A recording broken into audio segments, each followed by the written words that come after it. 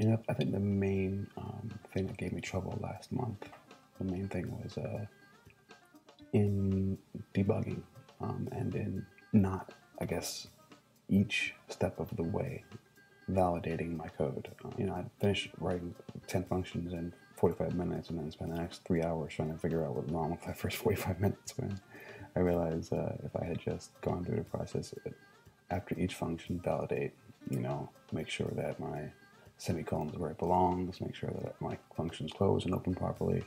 that would have saved me a lot of time. What I find most tricky about the workflow now is in trying to parse the difference between what's acceptable for academia and what's acceptable for the workforce,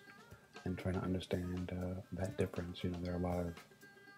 tools and tricks and templates in place in the work world and that workflow that could make your work a lot easier and a lot faster, but might be considered cheating or in the academic world. So it's trying to understand that balance and parse that line so that I'm not crossing it. I don't want to be considered a cheater, but at the same time, I don't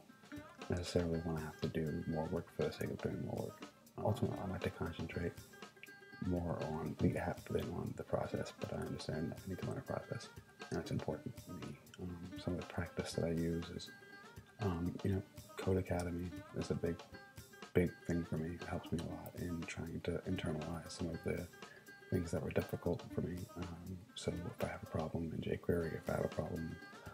in JavaScript, I'll often just go right to Code Academy and knock out a couple of exercises, and that really, really helps a lot, I think, insofar as I have the instant feedback and ability to interact in such a way that I understand what's happening immediately, rather than having to wait for a grade to come back or wait to find code be